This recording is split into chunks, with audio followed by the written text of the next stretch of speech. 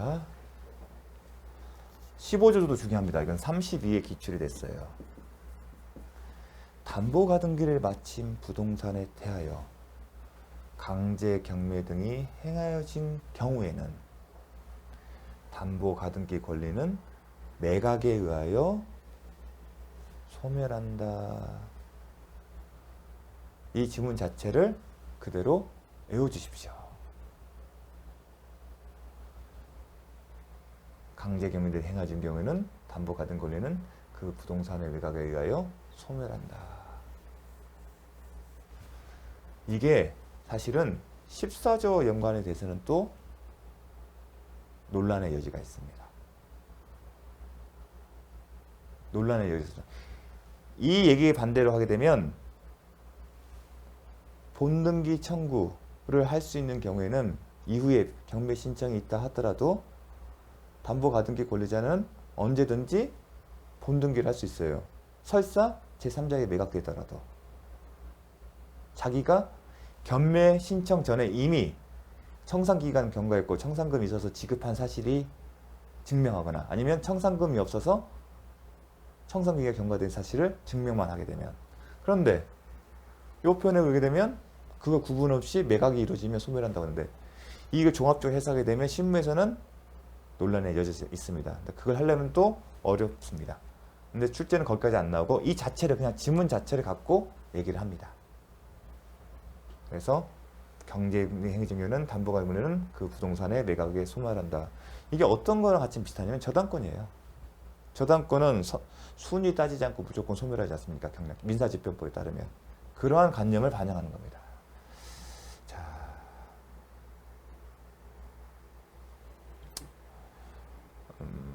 요 부분은 이제 소유권, 담보가등기 아니라 등기부에 소유권 이전에 관한 가등기가 되어 있는 부동산이에요.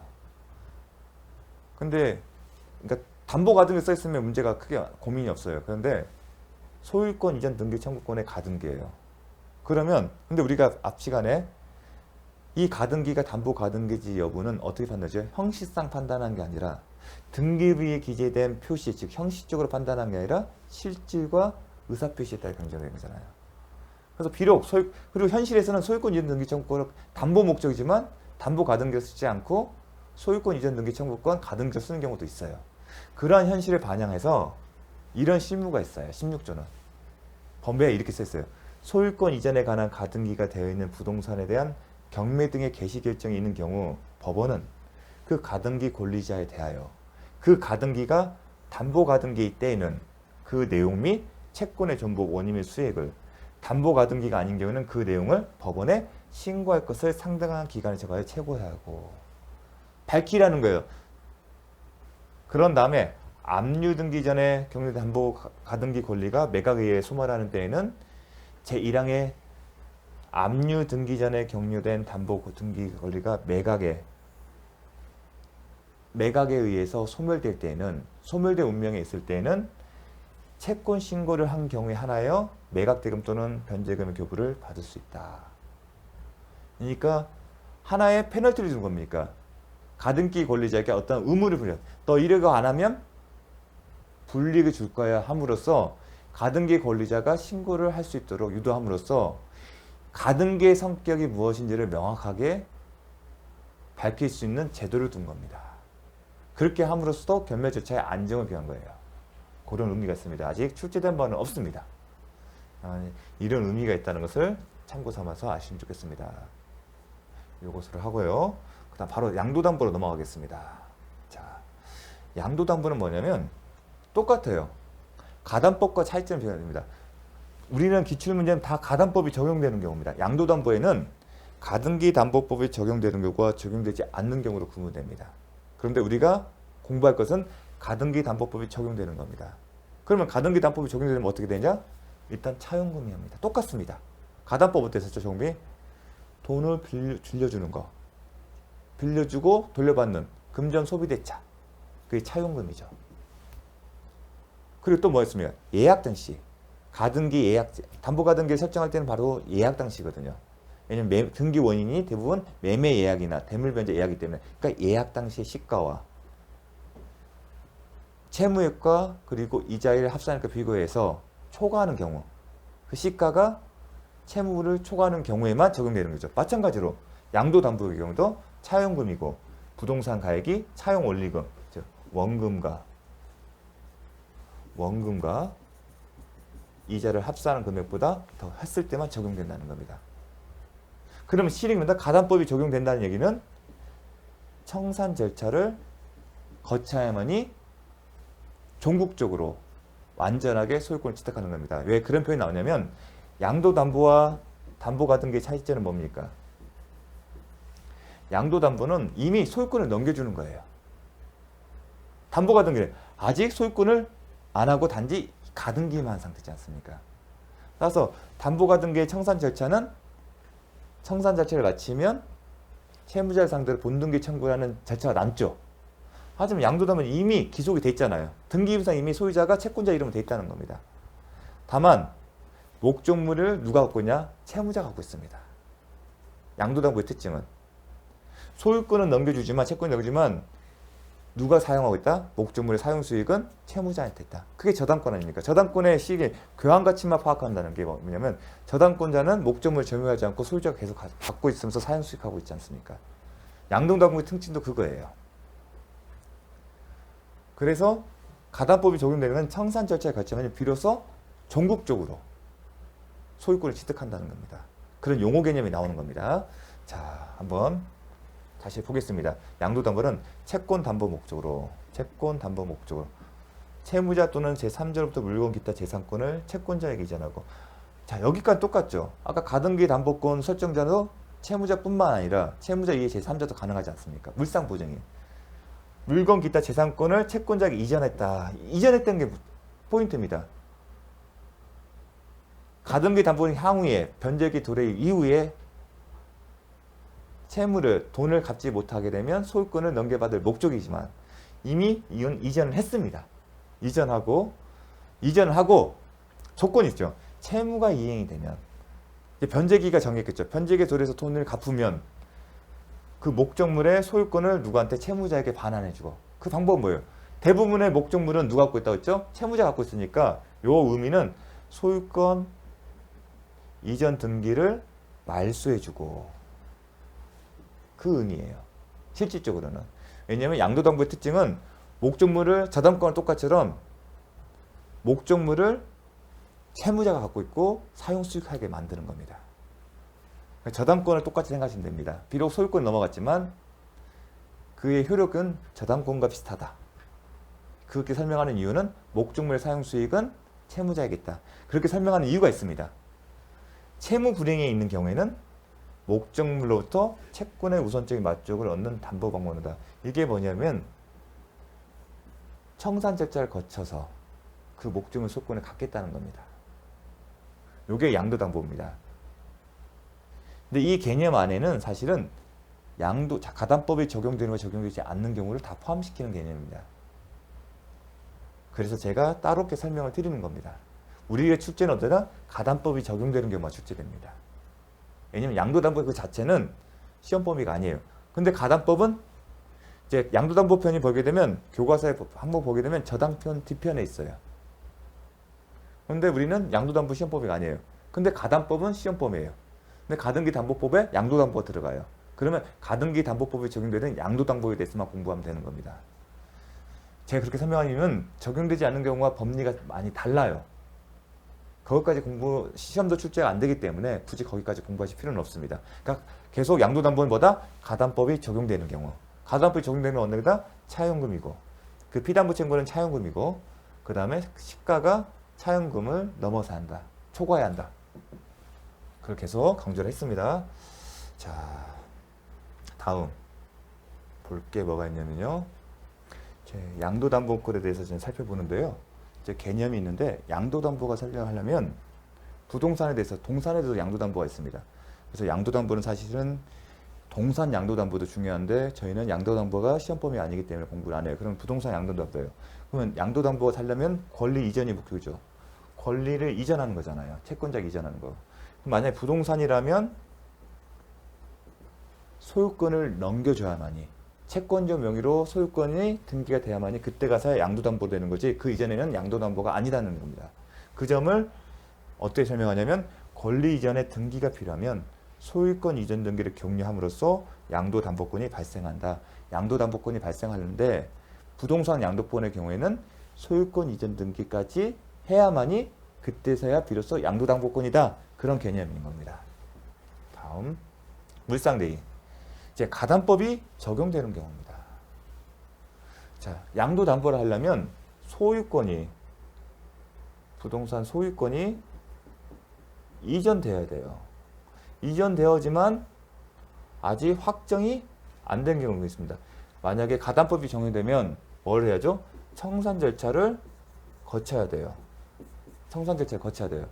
근데 청산 절차를 거쳐서 청산금이 남아있으면 청산금 지급한 이후에요. 청산금이 없으면 청산기간이 경료된 시점에 완전하게 전국적으로 소유권을 취득하는데 아직 청산 절차를 밟기 이전에 양도 담보권의 목적물인 부동산이 소멸되는 경우가 있을 수 있습니다. 물상대는 그런 경우입니다. 아시겠습니까? 그런 경우에 어떻게 할 건지에 대해서. 근데 가등기 담보법이 적용되는 이런 어떤 청산 절차를 거쳐야만이 완전하게 전국적으로 소유권을 취득한다는 얘기는 청산 절차를 받기 이전에는 비록 대외적으로 등기부산 소유자지만 실질적으로는 담보물권자로 취급하겠다는 취지가 포함되어 있는 겁니다. 가등기 담보법이 적용되는 경우에는. 왜냐하면 물상대인은 어느 일이죠? 저당권이잖아요. 담보물권의 경우에 특징이 물상대이잖아요. 따라서 가담법이 적용되는 양도담보의 경우에는 청산 절차를 밟기 전까지는 담보물권처럼 취급하겠다는 겁니다. 내용은. 제가 강조하는 이유는 가등기 담보법이 적용되는 양도담보의 경우에는 물상대의가 인정된다. 그 얘기를 하고 싶은 겁니다. 따라서 양도담보권에 기한 물상대의권을 행사할 수 있다. 이게 결론이에요. 물상대의를 행사할 수 있다는 얘기는 소유권을 넘겨받은 양도담보 설정자가 근데 자 소유권을 넘겨받아 왜 어떤 경우냐면 소유권을 넘겨받았어요. 양도담보 목적으로. 그런데 담보권 취득한 사람이 지금까지 자기가로 생각하니까 아직은 자기가로 생각을 안 해요. 그러니까 화재를 보험을 가입을 안 해요. 누가 하겠습니까? 설정자는. 채무자가 하겠죠. 만약 이 물상대의 소재는 양도담보권을 소유권 취득한 사람이 자기 명의로 화재보험 계약을 체결한 게 아니라 채무자가 화재보험 계약을 체결한 겁니다. 그런데 화재가 발생해서 보험금 청구를 발생한 경우에 양도담보권자는 그 보험금 청구권에서 물상대의권을 행사할 수 있다는 얘기입니다. 그 얘기인 겁니다. 자, 양도담보권자는 양도담보 목적물이 소실되어 화재로 없어져서 양도담보 설정자가 자신이 아니라 양도담보 설정자가 보험회사에 대하여 화재보험 계약에 따른 보험금 청구를 취득한 경우에도 이 경우에 이제 물상대의 의미가 있는 거죠. 담보물 가치의 변형물인 이 화재보험 청구권에 대하여 양도담보권에 기한 물상대의권을 행사할 수 있다. 이 부분 기억을 해주십시오. 아직 청산 절차를 받기 전에는 양도담보물권의 성격이 있기 때문에 담보물권이어야만이 물상대의권을 행사할 수 있지 않겠습니까? 물상대의 특징은 담보물권이기 때문에 이론적으로 그런 논리를 하는 겁니다.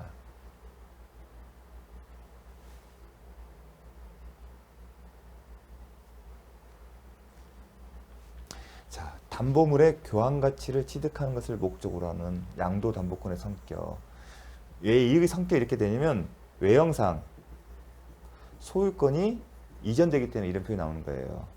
외형상 소유권이 이전이지만 그 실질은 교환가치를 취득하는 목적하는 양도담보권의 성격에 비추어서 저당권이잖아요. 저당권이 교환가치 취득하는 목적으로.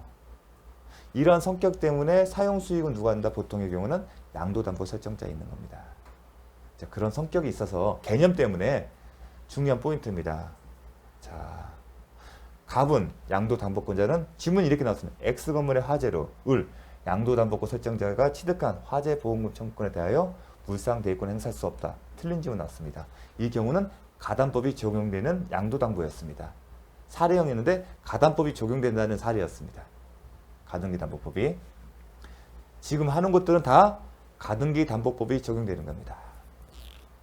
자, 양도담보권 설정자의 사용수익 권능. 자, 보통 일반적으로 양도담보의 경우는, 남보권의 경우에는 소유권은 이전되죠. 소유권은 이전되지만 목적물의 점유는 누가 한다? 양도담보권 설정자, 즉 채무자가 합니다. 채무자가 사용을 계속 합니다. 이 사람은 그래서 양도담보권자는 비록 등기부상 소유권을 넘겨받지만 교환가치를 담보를 한다. 그런 표현을 하는 겁니다. 저당권 그런 거잖아요. 저당권이 특징이 교환가치를 파악하는 거고 목적물의 점유는 채무자에게 그대로 갖게 하는 데 특징이 있다. 마찬가지로 양도담보권도 그런 성격이 있는 겁니다. 무슨 얘기가 나오냐면 그렇기 때문에 점유를 지금 누가 하고 있죠? 사용수익 권능은 담보권 설정자한테 있는 거죠. 좀 지우겠습니다. 설정자가 있기 때문에 뭘 묻고 있냐면 이제 나오는 시험 포인트는 담보권 설정자 지금 갖고 있죠. 이 설정자로부터 임차권을 취득한다. 즉 임대차 계약을 체결한 사람이 있을 거 아니에요. 누구랑? 담보권 설정자가 임대차 계약을 체결한 사람이 있을 거 아니에요. 그건 적법하다는 겁니다. 왜냐하면 임차권은 사용수익 권능과 관련된 거죠. 임차권은 사용수익과 관련된 거예요. 그렇죠? 비록 외형상 소유권은 양도담보권자에게 있지만 실질은 단순히 교환가치만 파악하는 거고 사용수익권은 누구한테 있다? 채무자한테 있다. 쉽게 해서 저당권 생각하십니다. 저당권 설정됐다고 해서 소유자가 임대차 계약을 못합니까? 할 수 있잖아요. 그거랑 똑같이 생각하십니다. 왜냐하면 저당권이 설정된 부동산이라 하더라도 저당권은 용익물권과 같은 어떤 사용수익에 제한을 두는 게 아니라 단순히 교환가치를 파악하는 거고 여전히 저당권 설정자인 채무자에게 사용수익 권능이 있기 때문에 그 권능에 기초해서 제3자와 임대차 계약을 체결할 수 있다. 그게 저당권이 설정된 부동산이지 않습니까? 마찬가지로 그렇게 이해하시면 됩니다. 그렇게 되면 이게 근데 다만 차이점은 뭐냐면 외형상 저당권자는 소유자는 계속 채무자에게 있지만 이 경우에는 외형상 소유자가 제3자 양도담보권자에 있기 때문에 그런 혼동의 여지가 있는 겁니다. 근데 똑같이 취급해 주십시오. 그래야만 이해하기 쉽습니다. 그러면 양도담보권 설정 저당권자가 똑같이 취급하게 되면 채무자가 제3자와 임대차 계약을 체결하더라도 그건 적법한 겁니다. 체결할 수 있는 겁니다. 왜냐하면 외형상 양도담보권자 소유자 하더라도 소유권의 어떤 권능이 있죠? 사용수익 처분 권능이잖아요. 사용수익 권능은 누구한테 있다? 아직 채무자이기 때문에 채무자가 갖고 있는 사용수익 권능에 기초해서 사용수익과 권능에 관련된 임대차 계약을 제3자가 체결하더라도 적법하다는 겁니다. 적법하다는 걸 왜 강조하냐면 그렇기 때문에 이걸 외우십시오. 양도담보권자는 뭐에 기해서? 소유권에 기해서. 자기가 외형상 소유자잖아요. 내가 외형상 등기부상 소유자라는 이유로 물건의 반환을 청구할 수 없다는 겁니다. 이걸 하고 싶은 얘기입니다. 지금 이 얘기는. 첫 번째가 두 가지 얘기입니다. 첫 번째는 뭐냐면 양도담보권자는 이 임차인이 양도담보권 설정자와 체결한 임대차 계약이라면 양도담보권자는 어디에 기초해서 본 방점은 소유권에 기하여 물건의 반환을 청구할 수 없다. 이거 꼭 암기하십시오.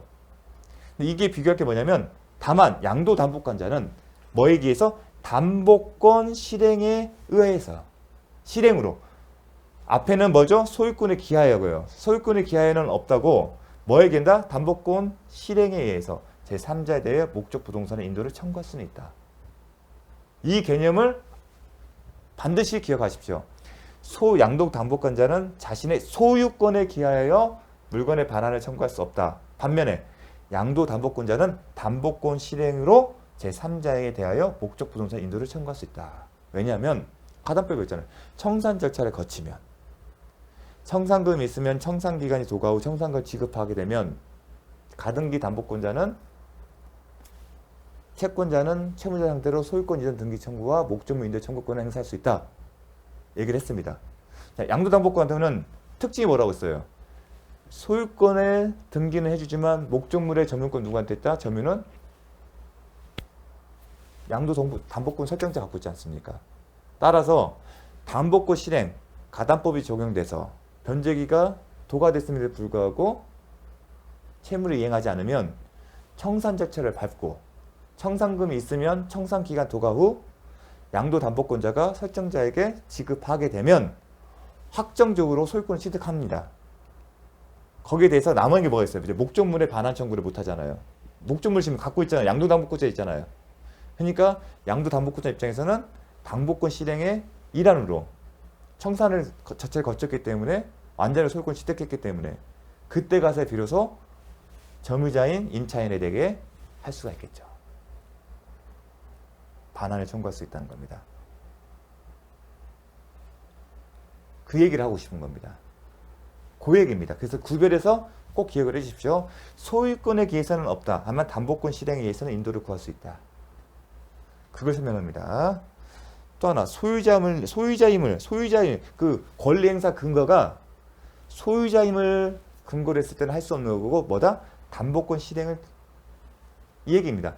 나는 양도담보권자고 변제기가 도래해서 기속 청산의 방법으로 실행 통지하고 청산기가 통과했고 청산금이 남아서 그걸 지급했다. 이런 얘기를 할 때는 반환을 임차인한테 돌려달라는 얘기를 할 수가 있습니다. 그 얘기를 하는 겁니다. 중요합니다. 이 하나가 있고 또 뭐 하나 있냐면 사용수익 권능은 누구한테 있다? 담보권 설정자가 있어요. 즉 이 얘기는 사용수익 권능이 양도담보권 설정자가 있다는 얘기는 양도담보권자는 청산 절차를 거쳐 확정적으로 소유권을 취득하기 전까지는 사용수익 권능이 있다 없다? 없다. 그 얘기를 하고 싶은 겁니다. 비록 외형상 지금 왜 이런 이슈가 나오냐면 등기부상 소유자는 누구로 돼 있어요? 양도담보권자가 있기 때문에. 근데 소유권의 권능이 뭐가 있어요? 사용수익 처분 권능이잖아요. 근데 특징이 양도담보권의 특징이 뭐다? 비록 외형상 소유자는 양도담보권자지만 소유권의 권능인 사유수익 권능은 누구한테 있다? 양도담보권자에게. 다만 양도담보권자가 나중에 담보권 실행을 했고 그리고 청산 자체를 마치게 되면 목적물을 인도 청구를 할 수 있잖아요. 그 시점부터가 이제 사용수익 권능이 있는 거예요. 근데 그 이전까지는 사용수익 권능이 없어요. 청산 절차를 받기 전까지는 사용수익 권능이 없어요. 양도담보권자는 청산 절차를 밟기 전까지는 사용 수익 권능이 없다는 거예요. 반대로. 무슨 얘기 하려면 사용수익 권능이 없기 때문에 사용수익 권능이 없는 동안은 사용수익 상당의 손해라는 개념이 있을 수 있다 없다? 없다는 걸 얘기하고 싶은 거예요. 그럼 사용수익 상당의 손해가 뭐예요? 차임이잖아요. 청산 절차를 밟기 전까지는 사용수익 권능이기 때문에 사용수익 권능이 침해될 여지가 없다는 거예요. 그러니까 사용수익 권능 상당의 손해가 개념이 있었고 그 개념 교육은 차임 상당의 손해라는 개념이 있을 수 없어요. 그 주점을 기억하십시오. 자, 왜 강조하는지를 설명하겠습니다. 기출 때. 갑은 여기 양도담보권자입니다. 을은 설정자예요. X 건물 임차에 사용하는 병에게 뭐에게 포인트가 소유권에 기하여 반환 청구할 수 없다는데 있다니까 틀린 거예요. 포인트는 여기에요. 양도담보권자는. 그 이유는 청산 절차를 받기 전까지는 사유수익 권능은 양도담보권자가 아닌 양도담보권 설정자에게 있기 때문에 그 사람부터 임대차 계약을 체결한 사람은 적법하기 때문에 그렇습니다. 포인트는 소유권에 기하여. 다음, 을이 피담보채무, 양도담보권 설정자가 피담보채무의 이행지체에 빠졌을 경우 갑은 병에게 소유권에, 이게 문제예요. 소유권에 기하여. 담보권 실행이라면 맞겠죠. 소유권에 기하여 인도를 청구할 수 없다. 이게 어디에 보이냐? 소유권에 기하여. 만약에 이렇게 쓰겠죠. 이행시처에 빠졌을 경우 갑은 담보권 실행에 의하여 엑스토디 인도를 청구할 수 있다. 그런 표현은 가능하겠죠. 그러니까 소유권의 기하냐 아니면 담보권 실행이냐에 따라서 없다 있다로 나눠진다는 거. 정확하게 기억해 주십시오. 자, 일반적으로 부동산을 채권 담보에 목적하는 양도한 경우, 양도담보의 경우 특별한 사정이 없는 한 목적 부동산은 누가 점유한다? 양도담보권 설정자가 있기 때문에 사용수익 권능은 누구한테 있다? 양도담보 설정자가 있다. 제가 설명했죠. 따라서 양도담보권자는 사용수익할 수 있는 정당한 권한이 있는 채무자나 채무자로부터 사용할 수 있는 권한을 승계하는 데 대해서는 사용수익을 하지 못하는 것에 대해서 핵심이 이거예요. 양도담보권자는 사용수익 권능이 없기 때문에 사용수익 상당의 손해란 게 있을 수 없어요. 언제까지는? 청산 절차를 받기 전까지는. 그럼 사용수익 상당의 손해란 건 있을 수 없어요. 그럼 사용수익 상당이 뭐예요? 임료상당. 그 얘기를 하고 싶은 거예요. 양도담보권자는 임료상당의 손해배상이나 임료상당의 부당이익에 반환 청구를 할 수 없다. 그 얘기를 하고 싶은 겁니다. 포인트는. 왜냐하면 사용수익 권능이 누구한테 있기 때문에? 양도담보권 설정자이기 때문에. 왜 이런 논점이 나오는 이유는 뭐냐? A형상 양도담보권자 소유자이기 때문에. 그럼 소유자이기 때문에 어떤 권능이 있죠? 사용수익 처분 권능이 있어요. 그런데 양도담보권의 특성상 누구한테 있다? 양도담보권 설정자가 있기 때문에 청산 절차를 받기 전에 양도담보권자가 사용수익의 권능을 행사할 수 없다 하더라도 본인이 원래 없던 걸 행사하지 못한 거기 때문에 손해가 없다는 겁니다. 그러니까 그 기간 동안은 청산 절차를 받기 전에는 사용수익 상당의 손해가 발생할 여지가 없다는 겁니다. 그래서 양도담보권자는 사용수익 상당, 즉 임료 상당의 손해배상이나 부당이익에 반환 청구를 할 수 없다는 겁니다. 왜냐하면 갑은 양도담보권자예요. 을로부터 양도담보권 설정자로부터 X금을 임차하여 사용하고 있는 병에게, 그러면 자기가 소유자잖아요. 소유자인데 자신이 사용수익을 못하게 되면 손해가 발생하는 게 원칙이에요. 그러면 손해를 받았을 때 그 손해배상 청구는 부당이익이나 불법 행위에 기초한 손해배상 청구를 했으면 되겠죠. 계약관계가 없으니까. 근데 손해규칙은 차임 상당이에요. 그게 원래 일반 원칙이에요. 그래서 양도담보권자가 그 손해배상 청구를 한 겁니다. 근데 실질적으로 네가 소유자인 거 맞아. 하지만 너는 교환가치만 파악한 거고, 외형상 소유지만 실질적으로 교환가치만 파악하는 거고, 사용수익 권능이 없어. 그러니까 너는 사용수익 권능에 임료상당의 손해배상이라는 게 개념이 성립할 수가 없어. 따라서 임료상당의 손해배상이나 부당이익 반환 청구를 할 수 없다. 그 얘기를 한 겁니다. 그러니까 포인트는 임료예요. 임료. 손해배상이나 이게 포인트가 아니라 임료상당. 왜냐하면 사용수익 권능이 없기 때문에 그런 겁니다. 좀 개념상 혼동이 올 수 있는데 양도담보권의 특징인 겁니다. 자, 정확하게 기억하십시오. 양도담보권자는 담보권의 실행으로, 포인트가 여기 있습니다. 담보권의 실행으로 담보채무자가 아닌 제3자에 대해서도, 당연히 채무자에 대해서는 할 수 있을 뿐만 아니라 채무자로부터 임대차 계약을 체결한 제3자, 임차인에 대해서도 인도를 구할 수 있다. 뭐에 기해서? 담보권의 실행. 반대로 소유권에 기해서는 할 수 있다, 없다? 없다. 계속 강조했던 부분입니다. 자, 갑은 담보권 실행으로서, 포인트는 담보권 실행으로서 을로부터 임차한 X 건물을 점유하고 있는 병에게 그 인도를 청구할 수 있다. 만약 소유권에 기하면 없다. 계속 강조드리고 있습니다. 자, 가등기 담보법이 적용되는 경우에는 채권자가 담보 목적 부동산에 관하여 소유자로 등기되어 있다 하더라도, 그렇죠, 양도담보권이죠. 청산 절차 등 법에 정한 요건을 충족해야만 비로소 담보 목적 부동산의 소유권을 취득할 수 있다. 이러한 청산 절차를 거치기 전에는 비록 네가 외형상 등기소 소유자 하더라도 소유자가 아니라는 얘기입니다. 그렇기 때문에 제가 비록 외형상 소유자를 하더라도 청산 절차를 밟아야만이 비로소 그때 가서야 종국적으로 완전한 소유권을 취득할 수 있다는 개념을 강조를 하는 겁니다. 그게 양도담보권의 특징입니다.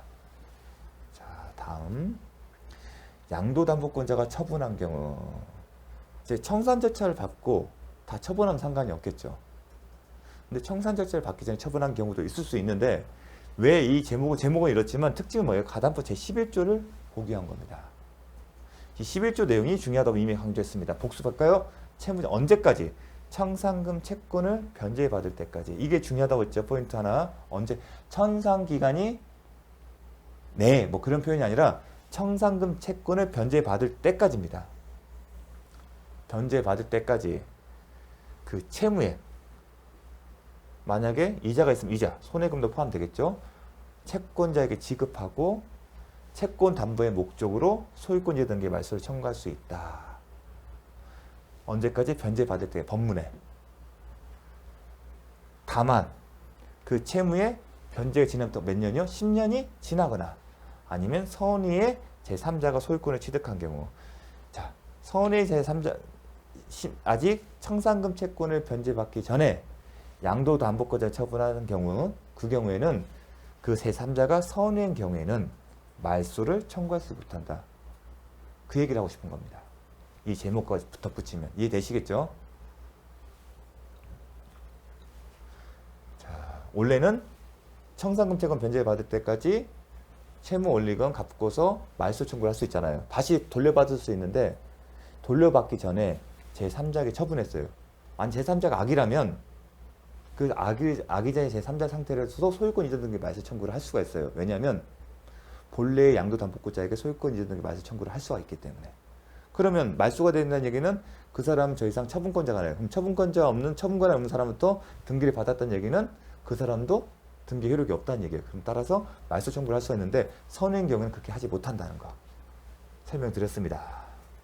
갑이 X 건물을 선의 정액의 양도 담보권자가 X건물을 선의의 정액에 해준 경우에는 을 담보권 설정자는 정액에 소유권 이전 등의 말소를 청구할 수 있다? 없다. 이 경우는 가담법이 적용되는 겁니다. 사례였습니다. 사례여서 아직 청산금 채권을 변제받기 전이었습니다. 그래서 가담법이 적용되는 양도담보였습니다. 이렇게 표현한 겁니다. 지금 배운 거 다 가담법이 적용되는 양도담보입니다. 넘어가겠습니다. 자, 담보권 실외. 가담법이 적용된다는 얘기는 변제기가 있을 거 아니에요. 양도담보는 담보 목적이잖아요. 그럼 변제기가 지났음에도 채무를 변제를 하지 않게 되면 담보권 실행하면 됩니다. 그러면 가담법이 적용되면 어떤 절차가 된다? 가담법이 적용되면 청산 절차를 받는다. 권리 취득에 의한 실행. 실행 통지하고 청산기간 경과하고 청산하고 소유권 취득한다. 이게 그대로 가담법에서 배웠던 담보가등기에 의한 본등기 청산 절차 그 내용이 그대로 적용이 됩니다. 아시겠죠? 자, 그래서 이분 양도담보에서는 그건 묻지는 않아요. 청산 절차에 대해서는 부동산의 가액이 채권에게 미달하여 청산금이 없는 때에는 청산 절차의 그 내용을 반복하는 겁니다. 종료한 때에 소유권을 취득한다. 이제 완벽하게 이미 소유권 이전 등이 돼 있으니까 종국적으로 완전하게 취득한다. 반면에 부동산의 가액이 채권액을 넘고 있는 때는 청산금이 있는 경우죠. 청산기간이 지난 후 청산금이 지급되거나 또는 공탁된 데 그때 가야 종국적으로 완전하게. 왜 그런 표현을 쓰냐면 청산금을 지급하기 전까지는 채무자 등은 변제하고서 소유권 이전 등기 말소를 할 수 있기 때문에 그 개념과 합쳐지는 겁니다. 이들의 위반한 특약으로 채무자 등의 불리한 계약은 효력이 없다. 다만 언제? 청산기간이 지난 후에 행해진 특약으로서. 언제요? 청산기간이 지난 후 행해진 특약으로서 제3자에게 권리를 해치지 않는 경우에는 유효하다. 제 독특하다고 하니까 기억하셔야 합니다. 언제요? 청산기간이 지난 후에. 이 단서가 있어요. 청산기간이 지난 후에. 청산기간이 지난 후에는 이미 양도담보 설정자도 평가액도 다 알고 있었다는 그 상태입니다. 알고 있음에도 불구하고도 어떤 행동을 불리한 특약을 한 경우에는 유효하게 볼 여지를 두겠다는 겁니다. 자, 가담법이 적용되는 건 언제까지 채무를 변제하고 등기 말소 청구권을 행사할 수 있는가? 자, 아까 11조 했잖아요. 그걸 반대로 물어본 거예요. 청산금이 있는 때에는 청산기간이 지난 후 청산금이 지급 때까지 변제할 수 있고 청산금이 없을 때는요. 없는 때는 청산기간 내에 변제할 수 있다. 왜냐하면 청산금이 없을 때는 청산기간이 경과한 시점에 종국적으로 완전한 소유권 취득하기 때문에 청산 기간 내에 이런 표현이 나와야겠죠. 왜 이런 지문이 나오냐면 11조에서는 청산금을 지급받을 때까지 표현이 있기 때문에 그렇다고 해서 그 조항이 청산금이 없는 경우에 변제를 못하게 하는 건 아니거든요. 그러나 단서가 있겠죠. 그렇다 하더라도 채무의 변제기가 지난 10년이 지나거나 선의 제3자가 소유권 취득한 경우는 그러하지 아니하다. 이건 계속 따라다니는 겁니다. 아시겠죠? 이건 계속 중요합니다. 넘어가겠습니다. 자, 이로써 양도담보권 살펴보면서 가등기담보법 살펴봤습니다. 자, 가등기담보법 쉽지 않은 그 편이에요. 그 특별법인데 왜냐면 현실에서 많이 접할 수 있는 기회가 없기 때문에 그리고 폭리를 방해 특별한 어떤 목적이 있기 때문에 특별법이기 때문에 우리가 배워오는 담보물권과 유사한 점도 있지만 더 나아가 특별하게 보호하는 규정들이 있었습니다. 자, 그런 부분 때문에 혼동스러웠는데 좀 어려운 파트예요. 한 번에 듣고서 이해할 수 없는 파트이지만 제가 계속 그래서 강조를 했습니다. 강조한 지점이 뭔지를 좀 상기하시면서 계속 반복하셔서 잘 암기를 해주셨으면 좋겠습니다. 수고 많으셨습니다.